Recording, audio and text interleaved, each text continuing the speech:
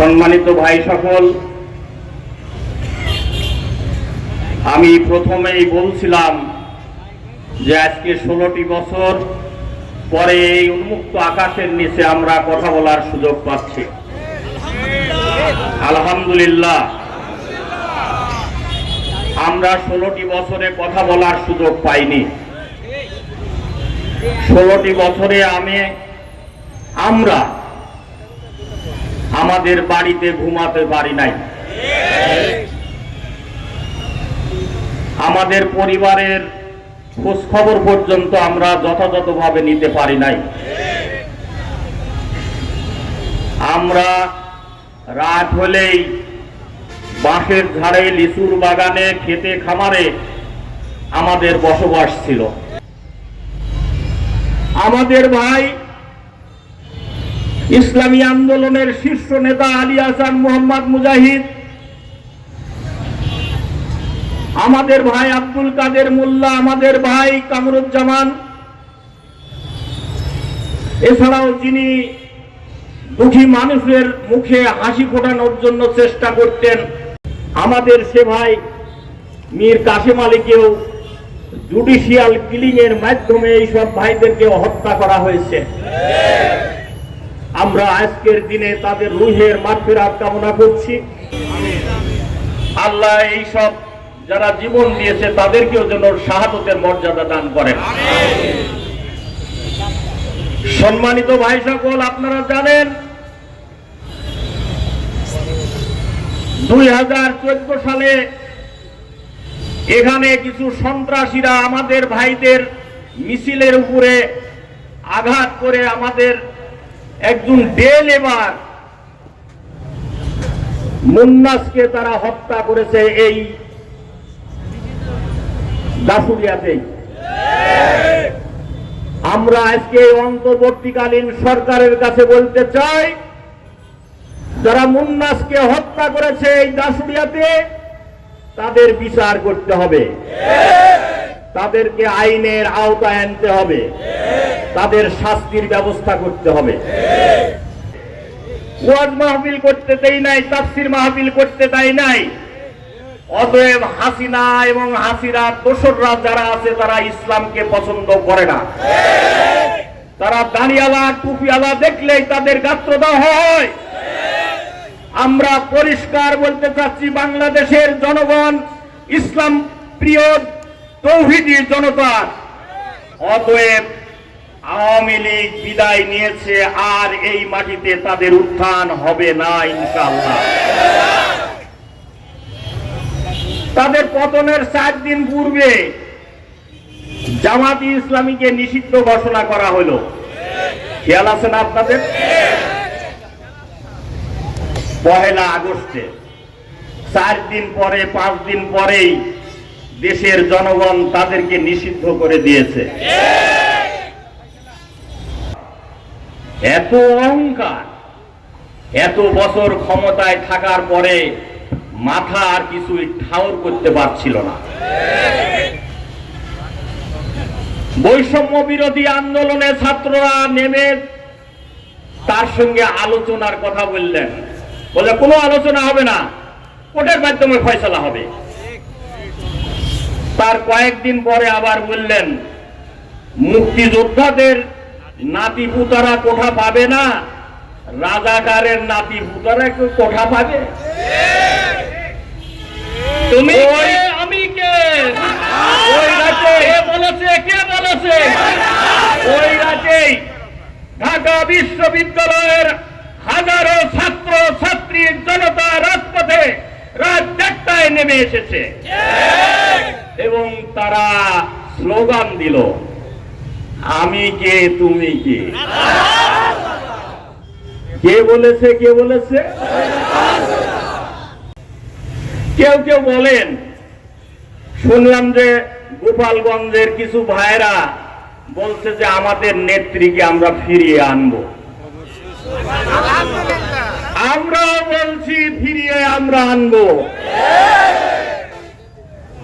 যে হাসিনা আমার মায়ের বুককে খালি করেছে, হাজারো লোককে হত্যা করেছে, ফাঁসি দিয়েছে, আমার বোনকে বিধবা করেছে, আমার মায়ের বুককে খালি করেছে, আমার বাপের সন্তানকে হারা হয়েছে, ওই হাসিনাকে ছেড়ে দেওয়া হবে না।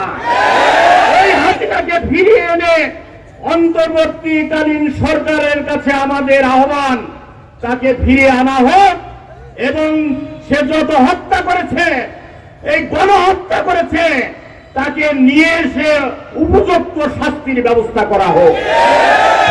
সম্মানিত ভাই সকল, এরপরে আরেকটি কথা বলতে চাই। উনি নিষিদ্ধ ঘোষণা করলেন কয়েকটা অজুহাত। জামাতি ইসলামী নাকি সাম্প্রদায়িক শক্তি, জামাতি ইসলামী জঙ্গি, জামাতি ইসলামী মৌলবাদ, এইসব কথাবার্তা বলে তিনি জামাতি ইসলামীকে নিষিদ্ধ ঘোষণা করলেন এবং সারা দুনিয়ার কাছে প্রকাশ করলেন যে জামাতি ইসলামীর উত্থান হলে এখানে জঙ্গিবাদের উত্থান হবে, এখানে কোনো কিছু রাখা যাবে না, এখানে হিন্দু মুসলমান বৌদ্ধ খ্রিস্টান যারা আছে, মুসলমান ব্যতীত সকলকে একেবারে কচু কাটা করে ফেলবে। এই সব কথাবার্তা মিথ্যা অপপ্রচার করলেন। আমরা পরিষ্কার করে বলতে চাই, ইসলাম জঙ্গিবাদের সাথে কোনো সম্পর্ক নেই, জামাতি ইসলামীরও জঙ্গিবাদের সাথে কোনো সম্পর্ক নেই। আমরা কোনো সন্ত্রাসের সাথে আপোষ করি নাই। আমরা পরিষ্কার বলতে চাই, আমাদের আমিরে জামাত 5 তারিখে ঘোষণা দিয়েছেন, কারুর বাড়িতে হামলা হবে না, কারুর দোকানপাট লুটপাট হবে না। আমরা জামাত ইসলামীর পক্ষ থেকে কোনো মন্দিরে হামলা হবে না। আজ পর্যন্ত জামাত ইসলামের একটা আপনার কর্মীও কোন অমুসলিম ভাইদের, হিন্দু ভাইদের মন্দিরে হামলা করে নাই, কারুর বাড়ি লুটপাট করে নাই, কারুর দোকানপাট হামলা করে নাই, কারুর বাড়িতে অগ্নিসংযোগ করে নাই। আমরা পরিষ্কার বলতে চাই, এই সমস্ত অপকর্মের সঙ্গে জামাতের কোনো সম্পর্ক নেই। আমরা ওই অমুসলিম হিন্দু ভাইদের আশ্বস্ত করতে চাই, আমরা ইতিমধ্যেও আপনাদের মন্দির পাহারা দিয়েছে জামাত ইসলামের নেতা এবং কর্মীরা, আগামীতেও আমরা আপনাদের পাহারা দিয়ে রাখবো ইনশাআল্লাহ। জামাত ইসলামী এদেশের মানুষের মনের কাছে আছে, মনের প্রভাবে তাদের স্থান নিয়ে ফেলছে জামাত ইসলামী। সম্মানিত ভাই সকল, অতএব আমি পরিষ্কার বলতে চাই, জামাত ইসলামীর সাথে সন্ত্রাসের এবং জঙ্গিবাদের কোনো সম্পর্ক নেই। আমি আরেকটা কথা বলতে চাই, আপনারা দেখেছেন এই ঈশ্বরদীতে আপনার কেউ উঠবেন না, আগে ট্রেনে নাকি হামলা করে বিএনপির ভাইরা গুলি করে হাসিনাকে খতম করতে চেয়েছিল। এই অজুহাতে 52 জন বিএনপির ভাইদেরকে সাজা দেওয়া হয়েছে, 9 জনকে ফাঁসি দেওয়া হয়েছে, ফাঁসির রায় দেওয়া হয়েছে, আপনার 13 জনকে যাবজ্জীবন দেওয়া হয়েছে, অন্যদেরকে 10 বছরের আপনার সাজা দেওয়া হয়েছে। একটা গুলির খোসাও পাওয়া যায়নি, একটা কোনো কিছু হয় নাই। অথচ এই ধরনের অন্যায় মামলা দিয়ে আমাদের এই ভাইদেরকে ক্ষতিগ্রস্ত করা হয়েছে। কয়েকদিন আগে আমাদের ভাইরা বের হয়েছে, আমি তাদের সাথে সাক্ষাৎ করেছি এবং জেলখানায়ও তাদের সাথে আমি থাকার সুযোগ হয়েছিল। সম্মানিত ভাই সকল, জেলখানায় শুধু থাকার সুযোগই হয় নাই, আমাকে 4 বার আবার জেল গেট থেকে গ্রেফতার করা, সব জামিন নেওয়া হয়, আবার গ্রেফতার করা হয়। আমাদের এই উপজেলার সেক্রেটারি সাইদুলকে কয়েকবার নেওয়া হলো জেল গেট থেকে, এখানে অনেকেই আছেন, জেল গেট থেকে আবার গ্রেফতার করা হয়। সাইদুলকে তো আমরা 13 দিন তার খবরই পাই নাই, তাকে গুম করা হয়েছে। গুমের রাজনীতি, খুনের রাজনীতি, সাম্প্রদায়িকতার রাজনীতি, জঙ্গিবাদের রাজনীতি, সন্ত্রাসের রাজনীতি সব করেছে আওয়ামী লীগ। সম্মানিত ভাই সকল, বাংলাদেশ জামাত ইসলামী একটা আদর্শিক সংগঠন।